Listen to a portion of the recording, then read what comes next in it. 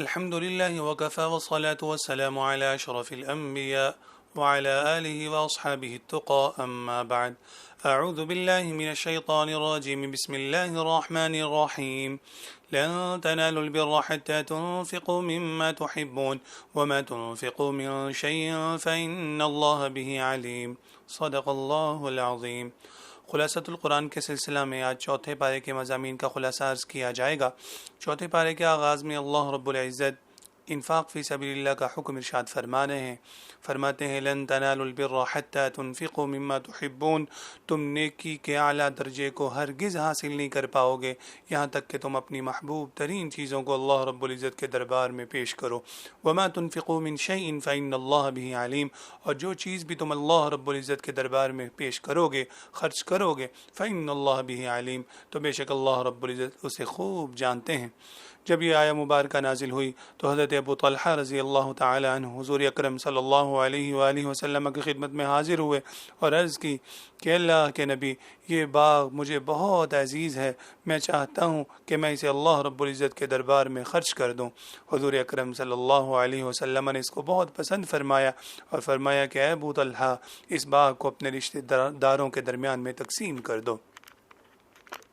آگے سورہ آل عمران میں جن مضامین کا ذکر ہے ان میں سے پہلا تحویل قبلہ کے بعد اہل کتاب کی جانب سے پیدا ہونے والے اعتراض کا اللہ رب العزت کی جانب سے دیے جانے والا جواب ہے کہ جب انہوں نے کہا تھا کہ بیت المقدس کو چھوڑ دیا ان لوگوں نے، حالانکہ بیت المقدس تو دھرتی کے اوپر سب سے پہلی عبادت گاہ ہے، تو اس کے رد میں اللہ رب العزت ذکر فرما رہے ہیں بیت اللہ کی 3 صفات کو اللہ رب العزت ذکر فرما رہے ہیں۔ نمبر 1، ان اول بیت وضع للناس للذی ببکۃ مبارکہ، کہ بے شک پہلا وہ گھر جو اللہ رب العزت کی عبادت کے لیے اس دھرتی پہ بنایا گیا ہے وہ بیت اللہ ہے۔ نمبر 2، فیہ آیات بینات مقام ابراہیم، اس میں اللہ رب العزت کی مقبولیت کی واضح نشانیاں ہیں، وہاں مقام ابراہیم ہے، وہاں زمزم کا چشمہ موجود ہے، وہاں حتیم ہے۔ اور تیسری صفت ومن دخلہ کان آمینہ، جو بھی اس میں داخل ہو جایا کرتا ہے وہ امن پا جایا کرتا ہے۔ آگے فرمایا جا رہا ہے کہ جس شخص کے پاس بھی اتنا استطاعت کے بقدر مال ہو کہ وہ اللہ رب العزت کے جانب سے مقرر کردہ حج کے فریضہ کو پورا کر سکے تو وہ ضرور حج کو جائے، بلا عذر تاخیر کرنے سے وہ گناہ گار ہوگا۔ وَلِلَّهِ عَلَى النَّاسِ حِجُّ الْبَيْتِ مَنِ اسْتَطَاعَ إِلَيْهِ سَبِيلًا۔ آگے ذکر فرمایا جا رہا ہے یا ایھا الذین آمنوا اتقوا اللہ حق تقاتہ، اے ایمان والو اللہ رب العزت سے ایسے ڈرو جیسا کہ ڈرنے کا حق ہے، ولا تموتن الا وانتم مسلمون، اور تمہیں موت نہ آئے مگر مسلم ہونے کی حالت میں۔ حضرت عبداللہ ابن مسعود فرماتے ہیں حق تقوی یہ ہے، اللہ رب العزت سے ڈرنے کا حق یہ ہے کہ اللہ رب العزت کی اطاعت کی جائے، نافرمانی نہ کی جائے، اللہ رب العزت کو یاد رکھا جائے، انہیں بھلایا نہ جائے، اور اللہ رب العزت کی نعمتوں کا شکر ادا کیا جائے، ان کا کفران نعمت نہ کیا جائے، نہ شکری نہ کی جائے۔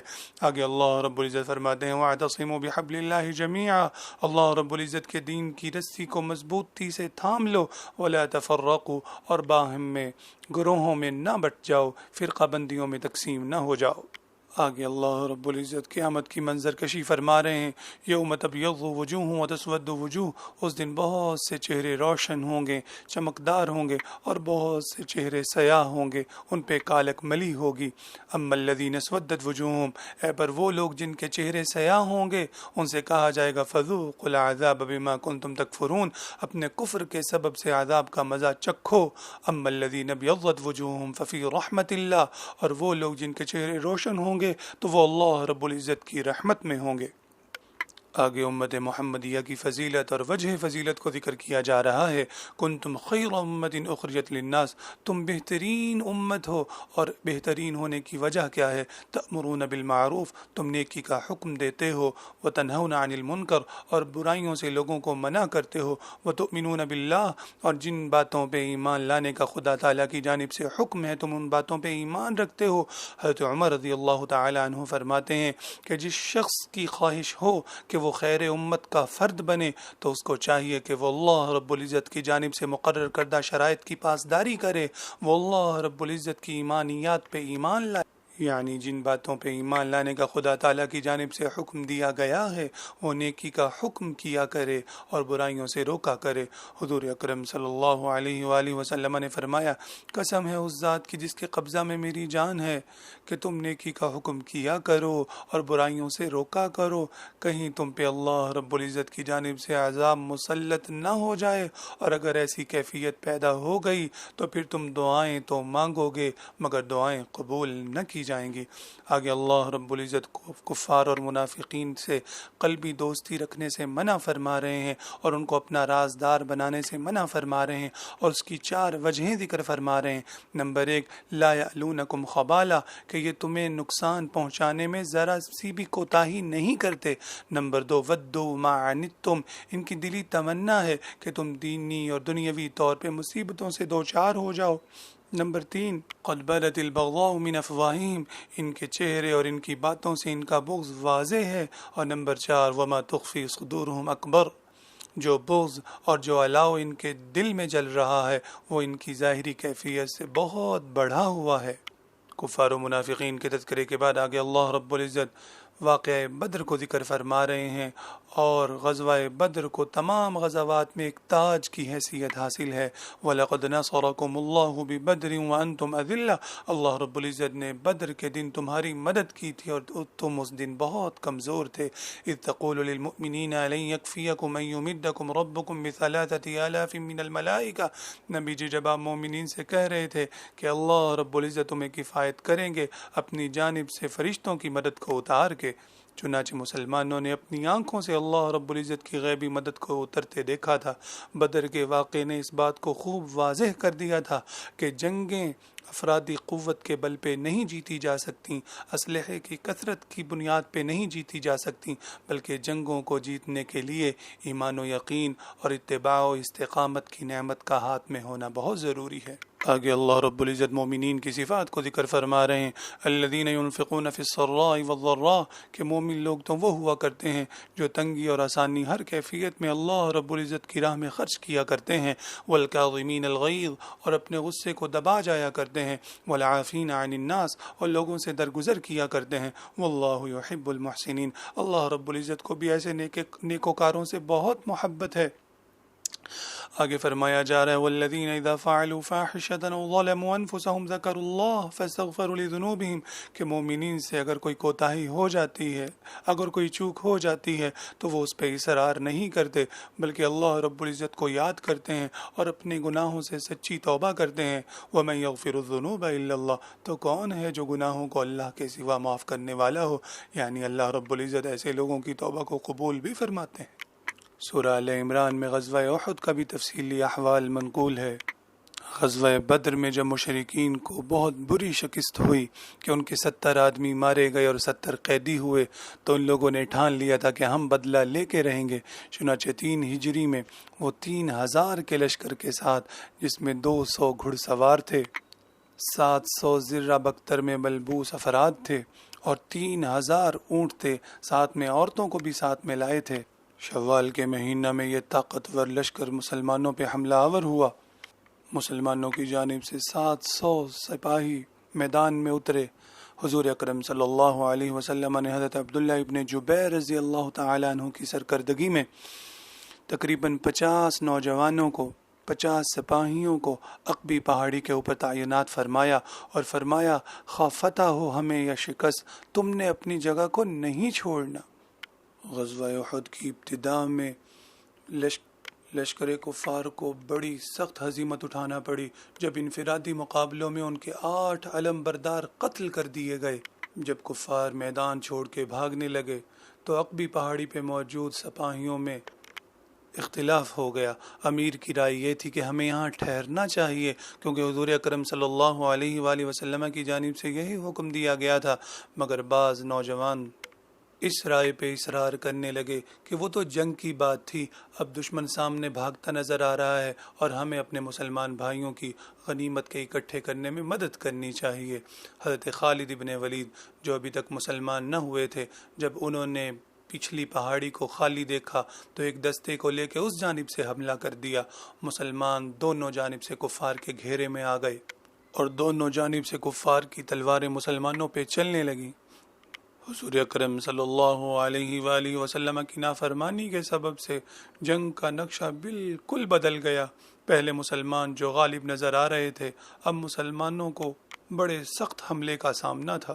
اس گھمسان کی جنگ میں 22 مشرکین قتل ہوئے اور 70 صحابہ رضی اللہ تعالی عنہم بھی شہید ہوئے۔ اسی واقعے کو اللہ رب العزت ذکر فرما رہے ہیں، وَلَقَدْ صَدَقَكُمُ اللَّهُ وَعْدَهُ، اللہ رب العزت نے تو اپنا وعدہ تم سے سچا کر دیا تھا، اِذْ تَحُسُّونَهُمْ بِإِذْنِهِ، جب تم کافروں کو قتل کر رہے تھے، حَتَّى إِذَا فَشِلْتُمْ وَتَنَازَعْتُمْ فِي الْأَمْرِ، یہاں تک کہ تم نے بزدلی دکھائی اور تم نے اپنے معاملے میں اختلاف کیا، وَعَصَيْتُمْ، اور تم نے حضور کی نافرمانی کی، من بعد ما اراکم ما تحبون، بعد اس کے کہ اللہ رب العزت نے تمہاری محبوب ترین چیز یعنی فتح تمہیں دکھلا دی تھی، اذ تسعدون ولا تلوون علی احد، جب تم جان بچانے کے لیے چڑھ رہے تھے احد کے پہاڑ کے اوپر، ولا تلوون علی احد، اور کسی ایک کی طرف بھی پلٹ کے نہیں دیکھ رہے تھے۔ اللہ رب العزت نے کفار کے دل کو بدل ڈالا، وہ مسلمانوں پہ قابو پا چکے تھے، مگر وہ 70 صحابہ کے شہید کرنے پہ ہی راضی ہو گئے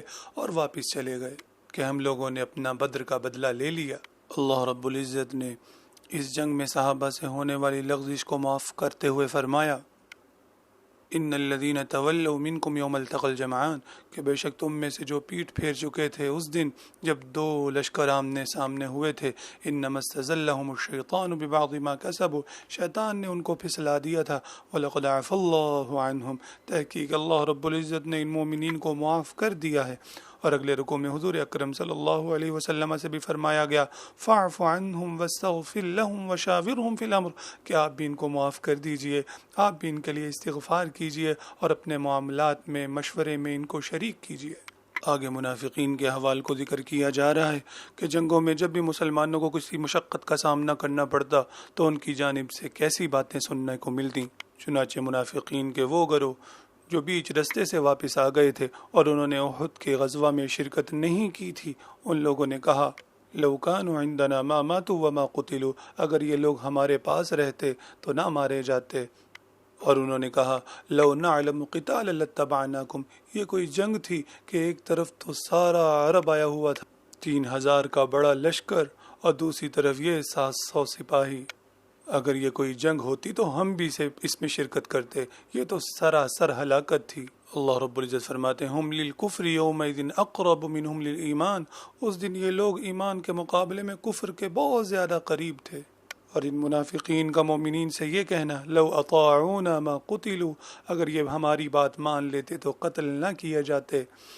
نبی جی، اللہ رب العزت کی جانب سے فرمایا جا رہا ہے کہ نبی جی آپ ان لوگوں سے کہہ دیجئے، فَضْرَعُوا عَنْ أَنفُسِكُمُ الْمَوْتِ، تم اپنی جانوں سے موت کو ٹال کے دکھا دو، ان کو تم صادقین، اگر تم سچے ہو، موت تو آگے رہے گی۔ ابو سفیان کا لشکر جب واپس جا رہا تھا تو رستے میں ان کو خیال آیا، آج تو ہم مسلمانوں کو گھیر چکے تھے اور ان پہ قابو پا چکے تھے، آج ہم نے بہت غلطی کی کہ ہم نے ان کا صفایا نہیں کیا۔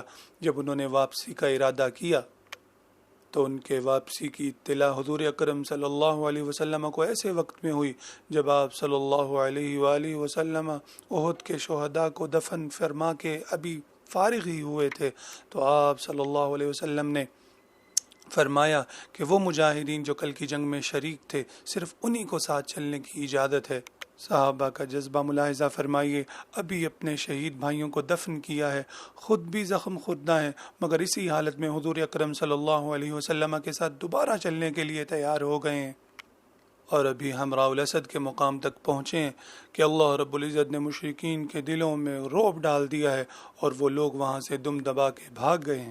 اللہ رب العزت نے ان مومنین کی صفات کو ذکر فرمایا، الذین استجابوا للہ والرسول من بعد ما اصابهم القرح، کہ زخموں کے پہنچنے کے بعد بھی جن لوگوں نے اللہ اور اس کے رسول کی صدا پہ لبیک کہا ہے، للذین احسنوا منہم واتقوا اجر عظیم، ان میں سے جو نیکوکار ہیں اور اہل تقوی اور متقین ہیں ان کے لیے بہت بڑے اجر کی خوشخبری ہے۔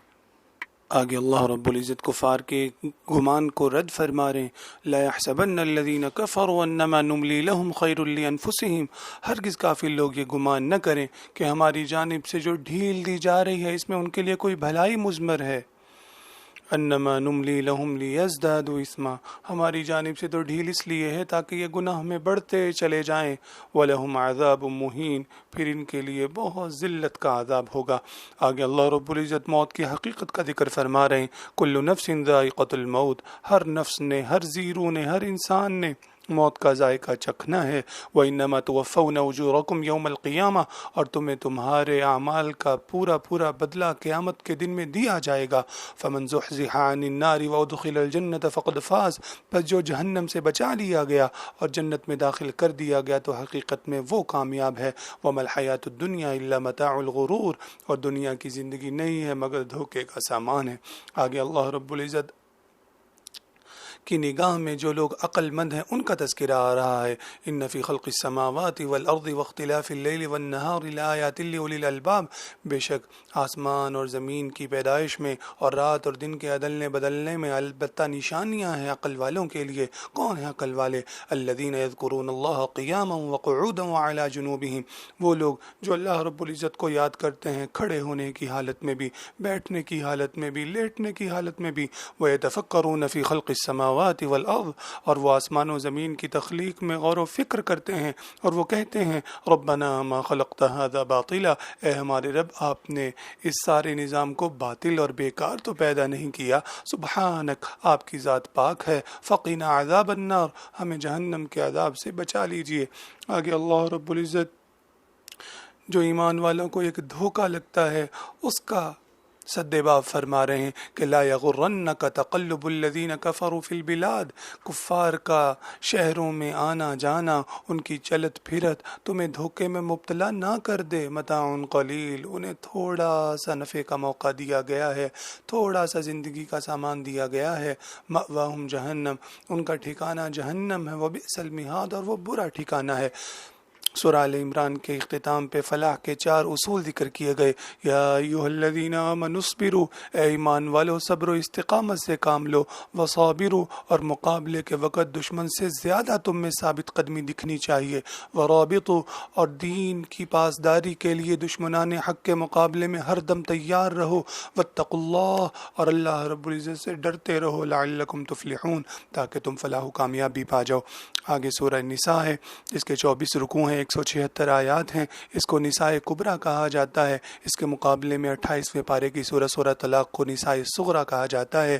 نساء کا مطلب ہوتا ہے عورتیں، کیونکہ اس سورہ میں بہت کثرت سے عورتوں کے متعلق احکامات ذکر کیے گئے ہیں تو اس نسبت سے اس سورت کا نام سورہ نساء رکھا گیا۔ 4 پارے میں اس کے جو مضامین موجود ہیں اس کا خلاصہ ذکر کیا جاتا ہے۔ ابتدا میں اللہ رب العزت تمام انسانوں کو تقوی کی دعوت دے رہے ہیں۔ یا ایھا الناس اتقوا ربکم الذی خلقکم، اے لوگو اپنے رب سے ڈرو جس نے تمہیں پیدا کیا۔ آگے یتیموں کے حقوق کی پاسداری کا حکم دیا گیا۔ وآتوا الیتامی اموالہم ولا تتبدلوا الخبیث بالطیب، یتیموں کو ان کے اموال دے دو اور ان کے اموال میں سے جو قیمتی مال ہے ان کو خود نہ ہتے آ جاؤ اور ان کو ردی مال دینے پہ اکتفا نہ کرو بلکہ ان کا حقیقی حق ان کے سپرد کرو۔ جو یتیم بچیاں تھیں ان کے حق میں یہ کوتاہی کی جاتی تھی کہ ان سے لوگ نکاح کر لیا کرتے تھے اور مہر نہیں دیا کرتے تھے، یا بہت کم مہر دیا کرتے تھے، یا اس کے بعد شادی ہو جانے کے بعد ان کو نان نفقہ میں بہت ستایا کرتے تھے۔ تو منع کیا جا رہا ہے کہ جو یتیم بچیاں ہیں ان کے بھی حقوق کو ادا کرو۔